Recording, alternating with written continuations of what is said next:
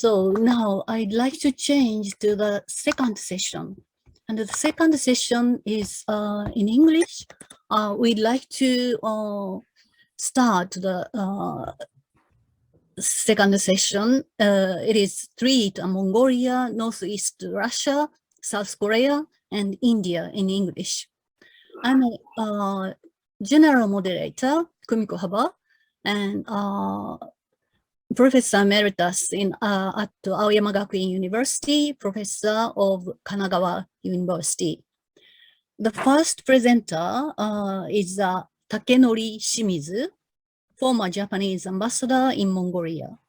He will speak about the Japan-Mongol relation, evaluation of Japan's ODA to Mongolia, and challenged to post-ODA era. So he will very concentrate to the ODA and development of the Mongolia. Thank you. The floor is yours. Please, Professor Shimizu. Thank you. Well, 聞こえますか? Can you hear me? Yes, 聞こえます. Thank you. Okay, let's start. And I would like to thank the Science Council of Japan today for giving me this opportunity to talk on Japan-Mongolia relations. I have worked 4 times in Mongolia, and more than half of my life in the foreign ministry, I was with Mongolia. And because time is so short, so I put the conclusion first. Allow me to read my conclusion. First, during the socialist era, when Mongolia was under strong influence of the Soviet Union, Japan was a country both near and far. However, due to the Japan's support during the Mongolia's democratization and transition to the market-oriented economy after 1990, 2 countries have become the most stable and friendly nations in East Asia. We have established a strategic partnership, more future-oriented than in the past, and united in 3 spirits: freedom and democracy, peace-loving, and helping each other. However, Japan's economic cooperation, which has played an important role to strengthen the partnership, is a turning point now. Fifth, the growing influence of China, building a new Japan-Mongolia relationship is a challenge.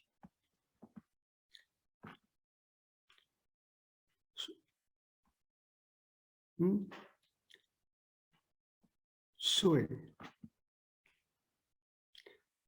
ごめんなさい. I put the wrong slide. Can I change it, Haba-san? Haba-san? Sorry. It is, of course, you can change. Do you have the new one? Oh, yes, of course. Right. But anyway, I'll continue. It's okay. Okay, it might be better. Thank you. Okay, I continue. And Mongolia is, the unique country and with a long history and culture. So I hope you visit Mongolia someday. So overview Japan-Mongolia relations. We established diplomatic relations in 1972, and Mongolia was democratized in 1990. Just right after next year, our Prime Minister Kaifu visited Mongolia and started aggressive assistance toward Mongolia. Japan organized Mongolia assistance international meetings and also borne almost 2/3 of total assistance to Mongolia in the early 1990s.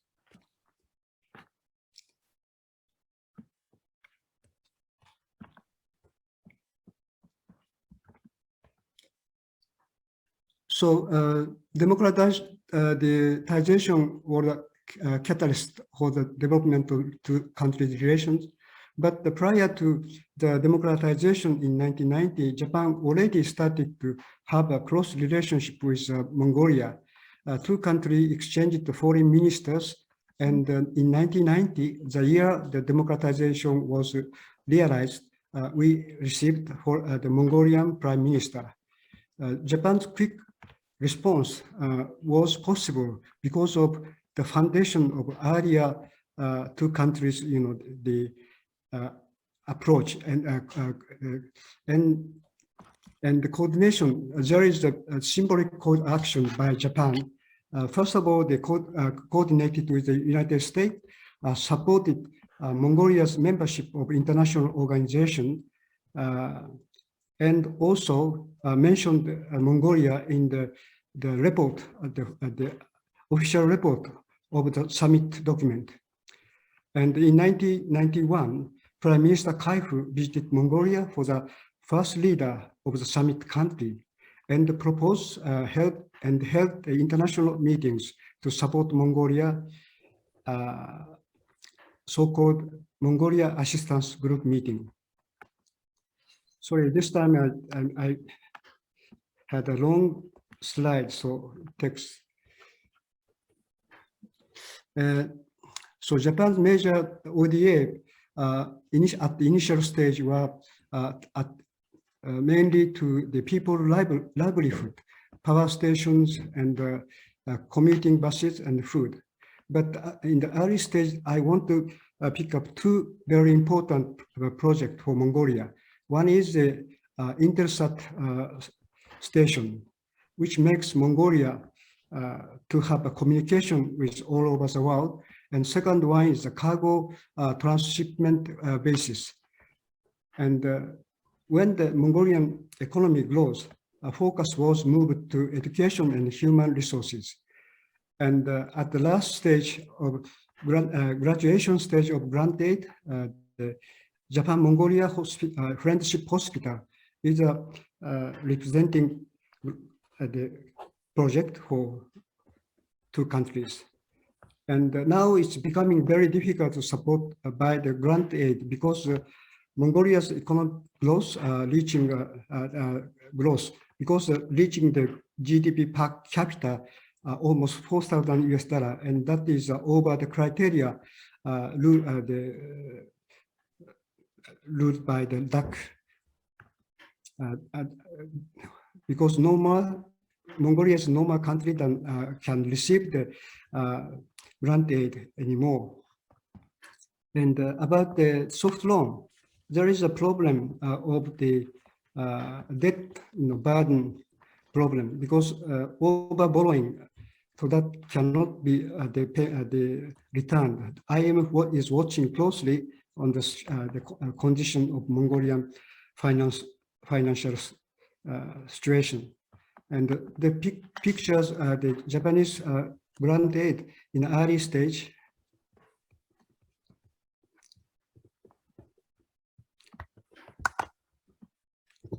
And Japan's the ODA reaches almost 32 billion US dollar. Major ODA to Mongolia in recent years. The first one is a new international airport, Ulaanbaatar Airport, reaching the almost 600 million US dollar, opened to, this year, managed by the Japanese company. Hospital of the Mongolian University of Medical Science was grant aid, the last grant aid, and the 1,000 engineers scholarship program was about 70 million US dollars. These are this one is continuing, and how the Mongolian people evaluate Japan aid.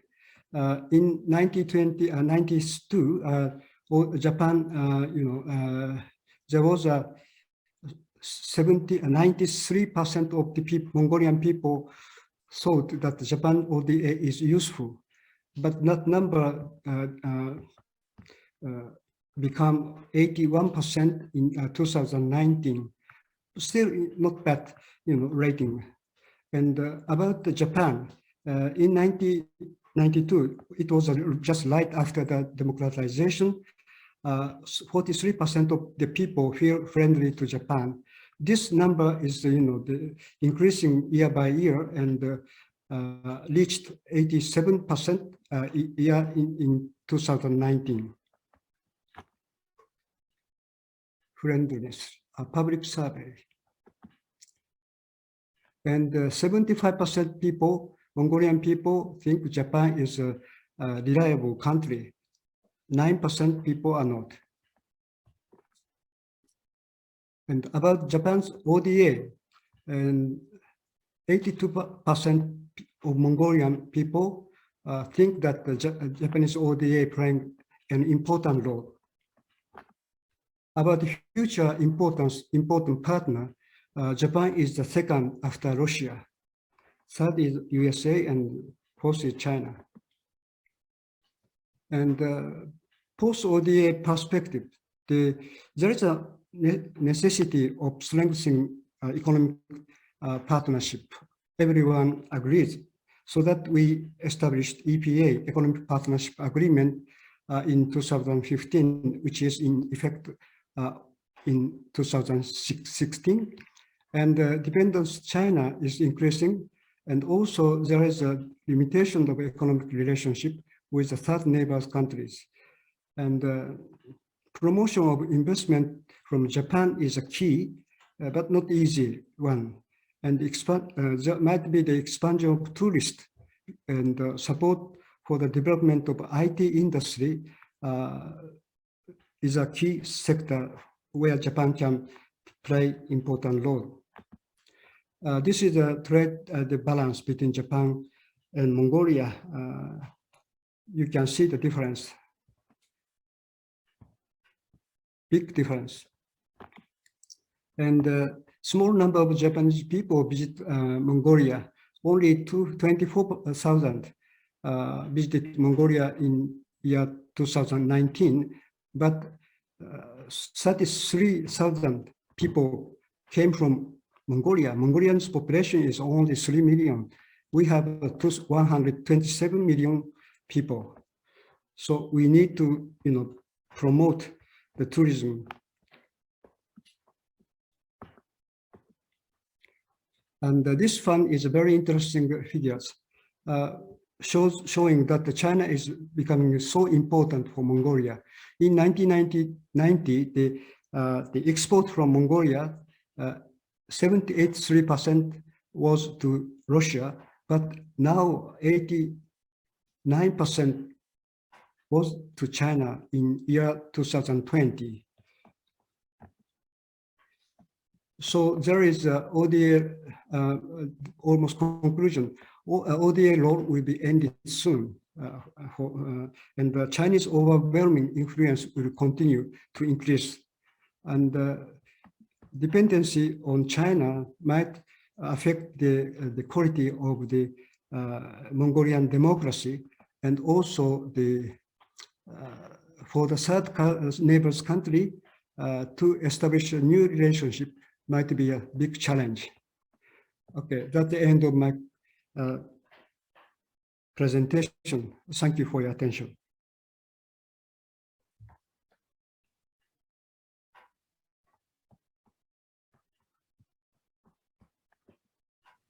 Haba sensei, mute this. Huh? Oh, I'm sorry. Thank you very much, Ambassador Shimizu. It is really very interesting, and not only the ODA, but also social situation and the people's interest to Japan. It is a big difference between Japan, China, Korea, and Mongolia is, you said there is not so many people visit to Mongolia, but the relation is a very high level friendship. I'd like to ask about that after that. Thank you very much. It is so interesting. Thank you. Thank you. So the second presenter is Russia, Professor Viktor Larin, academician of Russian Academy of Science, Vice Chairman of Far Eastern Branch of RAS. He will speak about the Russian Far East Asian strategy and collaboration with Asia. Floor is yours, please. Professor Viktor Larin. Thank you. Thank you, Haba-san. Well, good afternoon, everybody. It's my pleasure and it's my honor to be invited to participate in this meeting and to share my ideas with respectable colleagues from Japan and other countries participating in this event. Today, I will very briefly talk about Russia-Pacific policy at the second decade of 21st century, about its motivations, goals, implementations, and some results. The first, I would like to know that the possession of vast territories in Northeast Asia and extend borders in this region make this region very important for Russia from economic and political point of view. The same circumstances predetermined the existence of two discourses in Russia-Pacific policy. The first discourse is internal, domestic, and its main content is the proper management of Russia-owned territories in Northeast Asia.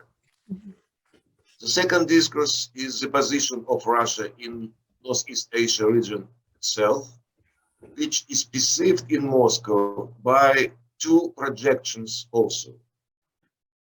The first projection is through the prism of Russia's national interests in their global dimensions, not regional but global dimensions. And the second through Russia bilateral relations with the states located in the region. At the same time, I would like to emphasize that Russia relations with two major regional powers, China and Japan, as well as the situation on the Korean Peninsula, were assessed by Moscow more globally than in regional dimensions. For these reasons, and also because for the last 3 decades, Northeast Asia has not created any actual threats to the sovereignty, security, and territorial integrity of Russia, this region was not among the main geographic priorities in Moscow foreign policy.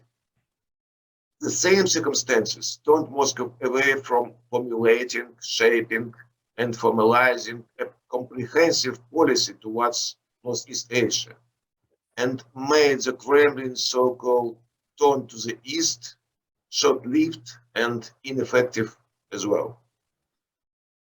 To be honest, despite the absence of real threats from the east, it was the idea of the existence and the idea of danger of losing Russia Asian possessions that became the catalyst to adopt a number of Kremlin decisions aimed at acceleration economic development of the Far East.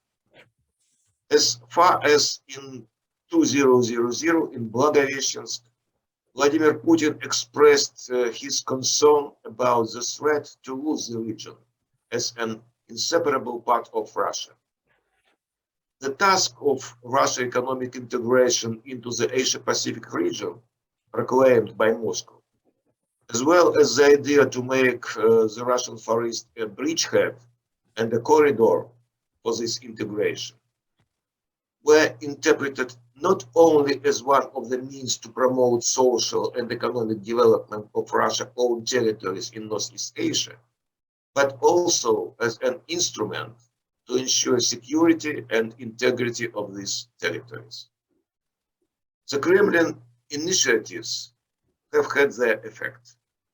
At the beginning of the second decade of 21st century, the whole world started talking about Russia pivot to the east, as well as about Moscow's huge plans to accelerate the development of Siberia and the Far East. The APEC summit of 2012 in Vladivostok was interpreted by many as a starting point of a new era of Russian presence in Asia. In fact, this summit became the final, not the starting, but the final point of that never-ending turn. Soon after the summit, Russia faced more pressing challenges on the western and southern borders of the country. I mean Crimea, Ukraine, Syria, the aggravation of contradictions with the United States and the European Union. All this required huge financial resources and political efforts, and once again shifted the focus of Kremlin attention from Asia to Europe and Atlantic. Moreover, the Moscow naive enthusiasm for the ability to solve numerous problems of Russia Far Eastern periphery little by little dried up, especially since it became obvious that the countries of Northeast Asia were not eager to integrate Russia with their economies. By the end of the decade, the idea of turning the Russian Far East into a springboard of Russian integration into the Asia-Pacific region was almost forgotten. The threats from the West overweighted challenges from the East. Economic results of the past decade of Russian cooperation with Northeast Asian countries cannot be called even satisfactory. In 2019, the volume of Russia trade with Japan, South Korea, and the United States was lower than in 2011, and the pandemic year 2020 dropped them to the level of 2006-2007. The volume of accumulated investments from China, United States, Japan, and South Korea in Russia in 2020 was 2 times less than in 2014. The saddest thing for me is that over the past decade, the bridgehead of Russia's economic presence in the Pacific Ocean, I remind you that Russian Far East should play this role. This presence has not strengthened, but this presence decreased. The share of Far Eastern Federal District in Russia trade with its main partners in Pacific Asia, once again, China, Japan, South Korea. So Far Eastern Federal District trade with these countries decreased from 20.4% in 2011 to 17.3% in 2020. Someone might argue that Russia has successfully deepened its relations with China. To some extent, this is so, but only at the very top, in military, political, and in energy spheres. Meanwhile, the structure of economic exchange, the quality of economic, humanitarian, scientific, technical, and cross-border cooperation at least decreased and caused a feeling of satisfaction. The Chinese demographic and economic presence in the Russian Far East, about the threat of which Russian and foreign alarmists have been broadcasting for decades, remains scanty. Summing up the decade of the Kremlin Pacific policy, I would say that Russia's Eastern tone was in its internal, I mean the development of the Russian Far East, and the external relations with the countries of Asia-Pacific Asia. In these two discourses turned out to be more an imitation than a reality. What was the reason? Why did not these big and really sincere desires become at least partially a reality? To my mind, the absence of actual threats and challenges to Russia in the East, along with the aggravation of the military political situation on the Russia western borders, which has diverted the Kremlin attention, forces, and resources, these reasons became the main reason for this failure. It is also disturbing me very much that the aggressiveness of the United States and NATO towards Russia on the global and Atlantic stages increasingly pushes Russia's political elite to cultivate Russia's image as a besieged camp, forces Russian authorities to change Russia's cooperative policy for confrontational one. The ideas of the Cold War era, bloc confrontation, and forceful methods of solving international problems are being promoted more and more actively and becoming popular also. The beginning of third decade of the 21st century creates new class of challenges for Russia in Northeast Asia. The main one is not the I finish. The main one is not the United States' desire to intensify allied relations with Japan and South Korea, as some people say. The main threat is the United States yearning to fight Japanese and Korean hands with China and Russia for the interests of the United States. These actions are really pushing Beijing and Moscow to close the allied relations with other states that do not intend to go to Washington. There is no need to remind of what the formation of such conflicting global alliances is fraught with. The two world wars of the remind us the danger of global conflicts, and this should worry us first of all. Thank you for your attention. Thank you very much, Professor Larin. It is also very informative and very important presentation. And yes, the China-Russia relation is more and more stronger, especially in economically or security. But until the end of the 20th century, Japan and Russia relation also very friendly and tie of the economic or energy policy. So that's why I'd like to ask after that why the relation between Russia and Japan is decreasing, especially after these 22 decades, and especially a territorial question might be so difficult now. So I'd like to know about the Russian policy after that. Thank you very much. Very interesting. So the third presenter is Professor Sanchul Park from South Korea, Professor of Korea Polytechnic University. He's speaking about, this is very important, RCEP, SPTPP, and East Asian collaboration focused on China, Japan, and Korea.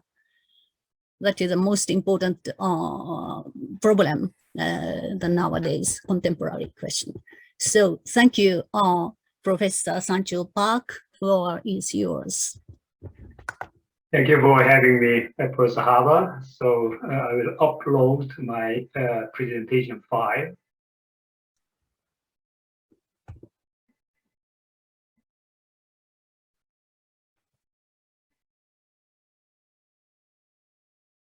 I think all of you see my presentation file. Yes. So due to the time limitation, I will go forward. So first of all, I'd like to introduce you comprehensive background of RCEP and CPTPP in the region. So global trade as a key factor for economic growth, no economist would be against it. However, we are experiencing the slowdown, particularly since global financial crisis, protectionism, and the ongoing COVID-19. However, we estimate to recover this trade slowdown after the third quarter of next year, as World Trade Organization predicted. This slide shows you the possible recover in third quarter of next year. So in the region, we are eyewitnessing mega FTAs in Asia for Asian cooperation. CPTPP was completed in year 2018 and the RCEP in 2020 last year. So what are major roles of three major economies in East Asia, China, Japan, and Korea? First of all, economic and political impacts will be enormous. And secondly, possible impacts of trade conflicts between China and USA will be a key impact as well. So what are implications for East Asian collaboration? Number one is building regional economic integration. Secondly, contributing to the reshaping global supply chains at present. So let us look at mega FTAs a bit closer, how it will affect the East Asian collaboration. RCEP negotiated in November 2012, and Korean initiative and Japanese suggestion were competing with each other. But the strong Chinese intention choose a Japanese suggestion in order to build region-wide FTA. So ASEAN plus 6 notion has been adopted. That enables efficient division of labor and enhancing supply chains. And it concluded November 2019, unfortunately without the Indian participation.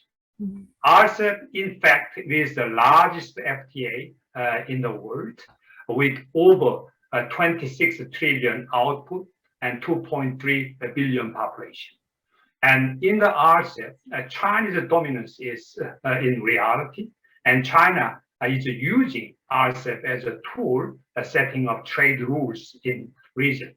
So if you look at this statistical database, until the year 2018, the total population of RCEP is nearly 50%, but last year, without the Indian participation, the total population declined heavily. However, the total GDP and trade volume have not changed that much. That means East Asian three major economies, China, Japan, and Korea, have grown rapidly and continuously. This is the major reason, certainly including some the ASEAN member nations. And as this slide shows, Chinese dominance in the RCEP is in reality. And if we look at the CPTPP led by Japan, completed 2018 without the USA population, and as a result, it was a shrunken economic size to 1/3 with 11 member nations. So 6.6% of world population, but around 15% of global GDP and global trade volume. So due to the shrunken size, some member nations, such as Malaysia and Vietnam, protested heavily not to participate in CPTPP, but Abe administration tried to persuade them to participate in the CPTPP continuously. So the Abe administration succeeded. So in the CPP, we see the Japanese dominance with over 46% of GDP, and it is in fact the third largest FTA, along with RCEP and USMCA. However, it is clear that the Japanese role will be pretty much limited to compete with China due to the economic size and the potential further economic growth next decades. And at present, we see the new candidates to a CPTPP, such as China, Korea, and Taiwan. Korea and Taiwan do not have any problems to participate in the CPTPP, but Chinese trial may be the political gesture because CPTPP is a much higher level of mega FTA than RCEP. So if China participates in the CPTPP, China must open its domestic market much more than RCEP. So many economists and politicians do think that it might be the political gesture in order to try in order to influence in the CPTPP more. So as this graphic shows, the CPTPP has shrunken, as said, 1/3 in terms of population, GDP, and trade volume in year 2019. And Japanese dominance is visible. However, if you look at the entire portion of member nations, Japan cannot dominate continuously because of the American members, such as Canada and Mexico and Australia, and their portion is around 80% of Japan. And if the South Korea and Taiwan get in the CPTPP, so Japanese single dominance might be limited. So then what are political and economic effects of RCEP and the CPTPP in the three East Asian major economies? First of all, political effects. The two mega FTAs competing with each other. However, at the same time, these could strengthen linkages in technology, manufacturing, agriculture, and natural resources. And at the same time, it creates incentives in supply chains across the region. And particularly, China will gain economic and political influences by bridging RCEP to the Belt and Road Initiative funds, so-called BRI funds. So that will enhance market access by strengthening transport, energy, and communication links. And additionally, RCEP and CPTPP, these two mega FTAs, will be a strong countermeasure against protectionism, particularly based on G2 trade conflicts. So G2 trade conflicts we are experiencing and eyewitnessing, that has created a new agenda for national security issues based on high-tech development and hegemony. So China has tried to challenge in strategic technologies, and at the same time, US protectionism has tried to ban high-tech exports to China, particularly some the strategic sectors, such as semiconductors, large capacity batteries, critical minerals and materials, and pharmaceutical products, etc., particularly under the pandemic period. So US tried to reshape the global supply chains along with the East Asian allies, key allies, which are Japan and Korea.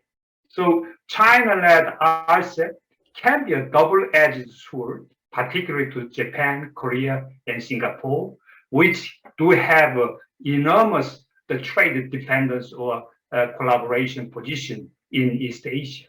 So high China risk to Korea and Japan is a reality due to high dependency on China, particularly in rare earth materials, lithium, tungsten, etc., as well as in intermediate products, which are the most important industrial sectors for the fourth industrial revolution era. So this graphic shows that in the RCEP, the thicker and the stronger trade relationship with China. In RCEP, Korea, Singapore, and Japan do have the strongest trade relationship with China. And at the same time, if we look at the dependent ratio of Korea, Japan, and the US industries on Chinese intermediate products in two categories, over 50% dependency and over 70% dependency. Japan has a higher dependency in over 50% of intermediate Chinese products than Korea. However, if you look at over 70% of Chinese intermediate products, Korean dependency is higher than in Japan, with 17.5% in Korea and 13.8% in Japan. However, the US dependency on Chinese intermediate products is much lower than Japan and Korea. So in the economic effects, the RCEP increasing global share in GDP and trade volume, while CPTPP losing its share from 2015 to 2019. So participating in RCEP and CPTPP is purely based on member nations' national economic interests. These are reasons why Malaysia and Vietnam participated both, while Philippines and Thailand did not participate in the CPTPP. If you look at the table in the next slide, you can understand. Japan and Korea as largest winners in GDP growth in RCEP, while China and Korea as losers moderately in CPTPP. And China, Japan, and Korea as winners in trade expansion of RCEP, while China, Korea, and some ASEAN members are losers in CPTPP. Among these, Japan is the biggest winner in both mega FTAs. If you look at this analysis based on the economic data-based analysis, the China, as you see, China in the RCEP and CPTPP, in the GDP growth, China can gain 0.46 while lose minus 0.05. But Japan is the biggest winner with 1.22 and 1.70. So regardless of which mega FTAs, the Japan can win in two mega FTAs, while Korea can win in RCEP but lose slightly in CPTPP. Even in the export value, it's the same trend. China can gain in RCEP but losing in CPTPP. However, Japanese case, Japan can win in both FTAs, and Korea is more or less similar to Chinese cases. In the RCEP, Korea can increase trade volume, while Korea can lose slightly the trade volume in CPTPP. So my 1 minute. Thank you. My conclusion remarks are: number one, trade and FTA is no doubt as a main drivers of economic growth. And at present, protectionism changing global trade environment dramatically since the global financial crisis. However, the two mega FTAs could be countermeasures against protectionism to a high extent. But at the same time, increasing China risk, particularly to Japan and Korea, emerging due to the rebuilding global supply chains led by the USA. And two East Asian countries are core allies in the region. And finally, Japan is the largest winner with two mega FTAs, while China and Korea as winners only with RCEP. Thank you very much. Okay, thank you very much, Professor Sancho Park. It is really very clear and interesting analysis and tables about the RCEP, CPTPP for trade and FDI and others. And you explained the Japan, the winner with the RCEP and the CPTPP. It might be very provocative as well. So perhaps there is many economists about ASEAN or Russia or other countries. So after that, we'd like to discuss about that as well. Thank you very much. Very interesting presentation. Thank you. Thank you.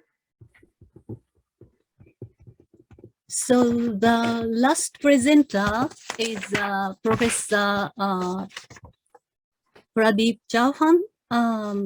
He came from India, associate professor of Kurukshetra University, and he speaks about the Indian regional cooperation, SAARC, BIMSTEC, and academic collaboration in South Asia. Thank you very much. So please, Pradeep Chauhan, floor is yours. I'm sorry, Professor Sancho Park, please finish your PPT. Thank you. Thank you very much. Okay, Chahan, you are mute. Please open your voice. Yes. Yes. Thank you.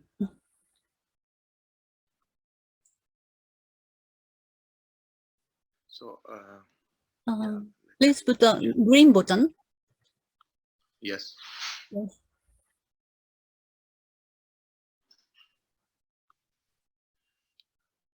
Yes. It's okay. So yeah.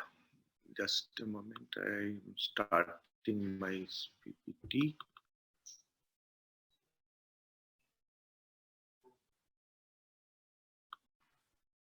Can you find your PPT?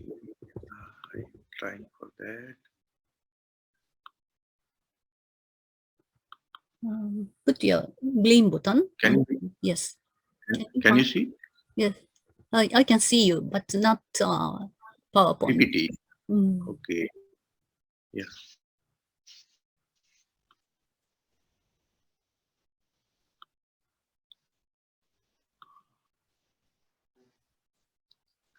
Sorry.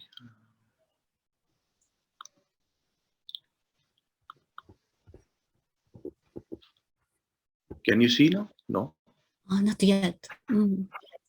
It might be better you open the PPT at first, and after that you put a button, green one. Yes. Now Yes. it's okay. Thank you. It's me. Okay. Can I? Yes. Okay. Now it is all right. Yeah. Thank you. Yes. Thank you very much. First of all, I'm very thankful to Science Council of Japan and all the hosts for inviting me for this conference. It is my really pleasure and honor to be here in this august house of well-known academia. So I'm going to present on SAARC, BIMSTEC, and academia collaboration of South Asia. So these two organizations, regional cooperation, SAARC, which is we can say the regional cooperation of South Asia, as which we call South Asian Association of Regional Cooperation. BIMSTEC, it is we can say it is inter-regional because it includes some country of East Asia also, like Thailand.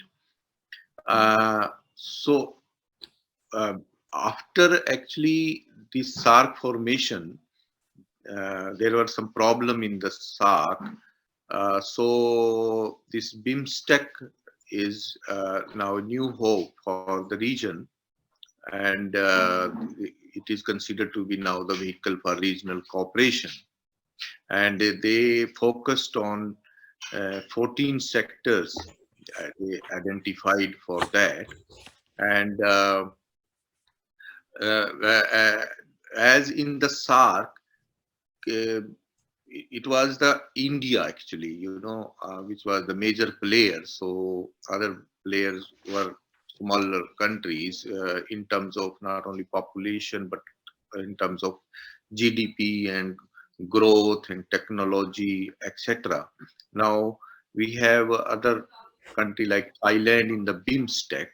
BIMSTEC is, if we call it like this Bay of Bengal Initiative for Multi-Sectoral Technological and Economic Cooperation. So the South Asian country, you can see the importance of this, of this region, because normally the highest growth occur in South Asia, although it is because of India, but these are the GDP growth and GDP per capita income, which shows like, yes, what is important. So normally after actually BIMSTEC came into existence, there is a lot of talk like, oh, it's something BIMSTEC versus SAARC. Yes, because SAARC was not functioning due to some, we can say, some security problem, particularly in India and Pakistan. So BIMSTEC is now, we can say, like a vehicle for regional cooperation in South Asia and East Asia. So as I call that, SAARC was just regional organization of South Asia, but BIMSTEC intersect the two regions, South Asia and Southeast Asia. SAARC established in 1985, and the BIMSTEC came into 97. So, you know, in the SAARC, there is a lot of mistrust and suspicion. So in BIMSTEC, reasonably friendly relation. And in SAARC, again, this because of recent politics. In BIMSTEC, our core objective is improvement of economic cooperation among countries. Similarly, amistic power balance, as I told that, because India is a major power. Now there is some balance because of Thailand in the bloc, and in the South Asia, the trade is just inter-regional trade is only 5%, whereas in the BIMSTEC it is higher than that, although it is not so high. So some agency did some survey, perception survey, that how the SAARC and BIMSTEC will, move. So 20 stakeholders were interviewed, academics, former diplomat, journalists, as part of the survey. Respondent from India, Bangladesh, Nepal, Bhutan, and Sri Lanka. So they gave more preference to BIMSTEC, that BIMSTEC have a future, because there is no major political conflict as it was in the SAARC and BIMSTEC. So our focus is like what are the prospects of, or what is happening in the academic collaboration in this region. Yes, there are, we can discuss here like two types of collaboration. First, intra-regional cooperation, and second is like cooperation with rest of the world. So there are some challenges that cooperation with in the regional country, not much actually academic collaboration we can see, but yes, global international collaboration network, if we see, there we can have, we can say that the academic collaboration is moving on, and from actually how it is moving on, like there is a lot of this knowledge transfer collaboration is happening among these nations and with other nations also. So now I just conclude that if I read it, like greater academic and scientific collaboration between South Asia countries could increase the regional scholarly output and enhance its global citation impact. As South Asia countries face a range of similar challenges, collaborative research could address shared problems, reduce the region dependency on extra-region collaboration, increase collaboration between South Asian countries, as well as stronger links between academia and industry, could also enhance the commercial relevance of the region scholarly output, magnify its contribution to economic growth, and improve conditions in regional labor market. So it is really required in this region, which is very less. South Asian countries must effectively leverage their research sectors to address critical development priorities and contribute to economic productivity and competitiveness. To achieve this, it is said here that South Asia must address the issue given like in next slide. We just focused on these the issues like increase the quantity and improve the quality of tertiary education with the focus on science and technology, engineering and mathematics. And even in the region, like India can contribute a lot in the science and technology and engineering for the other partner countries like Bangladesh, like Nepal, Bhutan, all these countries. And priority research at regional and national level should be established, and financial and administrative mechanism to enhance the quality of research produced in priority area at national and regional level is the need of talk over, which is not much here. Encourage academic institutions to produce research that meets the needs of domestic and regional corporations. Build the capacity of researchers to develop high quality proposal both of domestic and international projects. Dedicate specific funding to support domestic, inter-regional and extra-regional collaboration, including financial assistance, scholarships, fellowships for postgraduate students and postdoctoral research fellows. Promote research partnership among the institution in the private sector. Similarly, there is a huge need for establishing business incubators on university campuses, which is happening in some country like India, but in other countries there is a lot of requirement. Earmark funds for academic corporation collaboration, and there is a need to have a university industry link in these countries to promote the IT and like science and technology. And there is a need for greater participation in international research program funded by multilateral institutions. So these are some areas, priority area, these regions should work for the better intra-regional academic collaboration and inter-regional collaboration.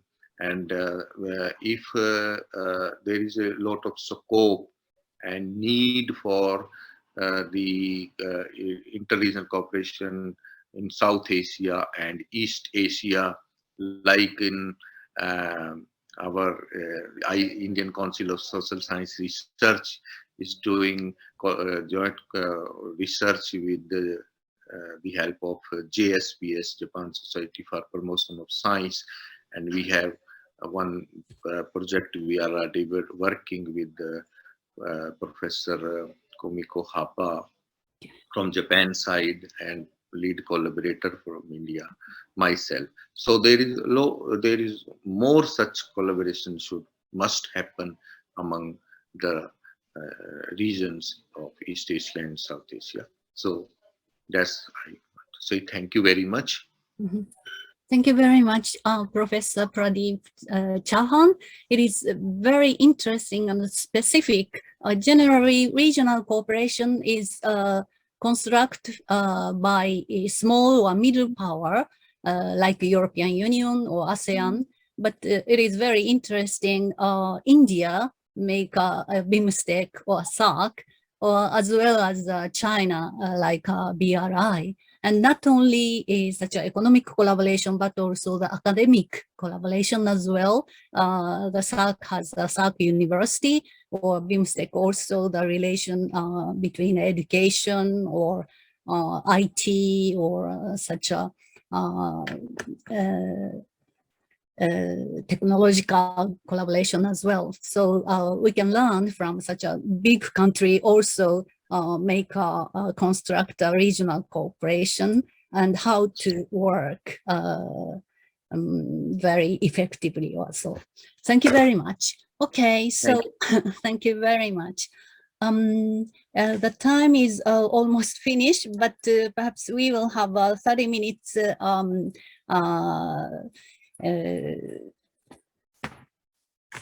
another rest, so it might be possible more 5 minutes or 8 minutes discussion. But it is some economist or political scientist. I'd like to ask that question. Okay, so please, Professor Kanayama. Well, thank you very much. Okay, thank you. Professor Emeritus at Keio University. I just want to know better Mongolia, which is now very famous of its corruption. And I just wonder how Japanese government tried to decrease that bad business, that kind of corruption, which is very dangerous for the democracy. Democracy is just an apparent name given to Mongolia. That is my understanding. Sorry to say that in a direct way, but I just want to know your opinion about that. Thank you very much. Okay, thank you very much. I'd like to gather the question. One more person, Professor Masaki Gabe. Thank you. Okay, well, okay. I just quick question to Professor Larin. In the, I just see a lot of the exercise, military joint exercise between Russia and China in the Far East, especially, and then they will, see in the military exercise are held in the sea and air in this region. So under the circumstances of the between the tension between China and the United States, does Russia have any leverage or the commitment to intervene in this, the Taiwan issue? That's my question. Okay, a very difficult question. Thank you very much. Please answer about 1 or 2 minutes each. At first, Ambassador Shimizu, and the second, Professor Larin. And after that, 2 professors also say the conclusion, 1 minute. Okay, thank you very much. So first, Ambassador Shimizu. Thank you for your question about corruption in Mongolia. However, it's very difficult to say for me to make any comment on this issue. But one thing I'll tell you my experience. When the ODA was not properly used, I made a claim openly, even using Mongolian mass media, so that as long as it is very crucial to Japanese interest, it's not easy to make any comment on generally about corruption. That is a domestic matter internationally. Yeah. Okay. Yes, I heard Ambassador Shimizu can speak Mongolian language better than English. So it is wonderful. I'd like to hear from Mongolian language another time. Thank you very much. Very interesting. Yeah. Okay, so the second question, Professor Larin, please. Well, thank you very much. Very, very difficult and provocative question. Well, to my mind, I do not appreciate such kind of Russian-Chinese military drills, especially at sea. From my point of view, it's some kind of a reply on American aggressive policy against Russia and China. But such kind of reply looks very provocative, especially for Japan or South Korea, not to mention Taiwan. So I suppose both Russia and China should be very careful in this field, and should know the limits of their military cooperation, because it looks really dangerous, really dangerous. Okay, thank you very much. It's yes, very difficult to answer about that question, I think. Thank you very much. So I'd like to ask two professors to make a conclusion or to stress your point of view. At first, Professor Sancho Park, thank you. Yes, Professor Sancho Park. Sorry. Yes. My conclusion is clear. As you pointed out, not only Japan is the biggest winner in 2 mega FTAs, some of ASEAN member nations, such as Malaysia and Vietnam, could make profits in both. However, for instance, Malaysia and Vietnam can make higher profit in RCEP than CPTPP. At the same time, the Philippines and Thailand could lose their benefits if they enter the CPTPP, while they could make a higher economic growth and expand trade volume in RCEP. So these are major reasons why some of ASEAN member nations are hesitating to participate in the CPTPP, but are pro to ASEAN. Among these, generally speaking, the 3 major economies in East Asia, China, Korea, Japan, and Korea, do make clear the differences.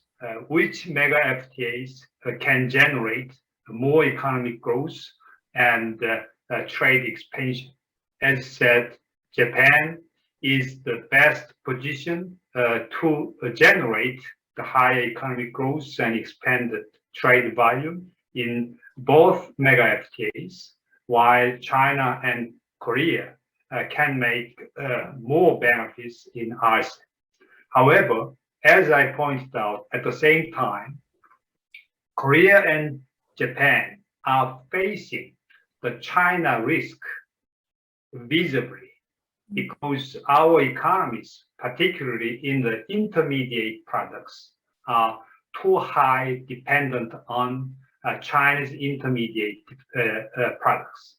It means China, Japan, and Korea, we have already built the regional economic cooperation.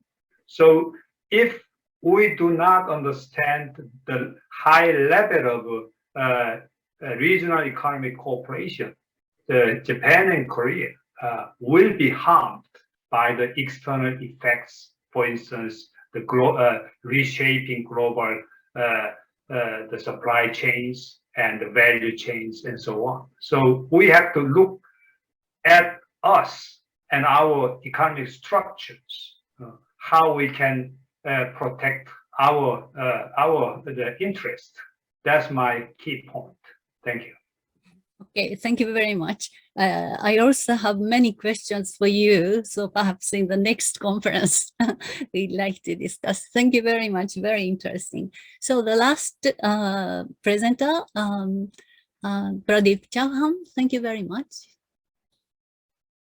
Chauhan, are you hear me?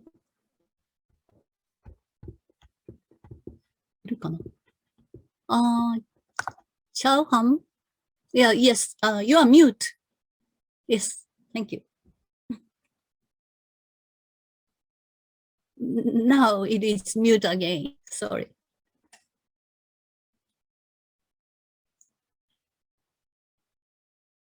Professor Chauhan, the Wi-Fi is okay. Is there some problem in your Wi-Fi? Yes, it is mute, sorry. Please open your mic.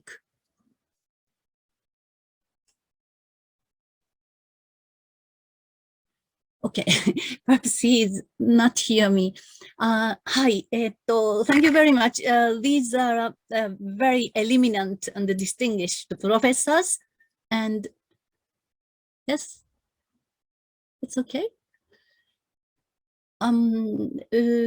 We'd like to finish. Your turn. Can you say something, Professor Chao Han? If not, I'm sorry. I'd like to finish. It's okay. Okay, thank you very much.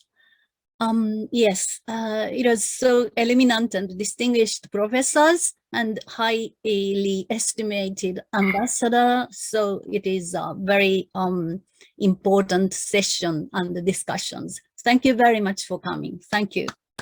Thank you very much. ありがとうございます。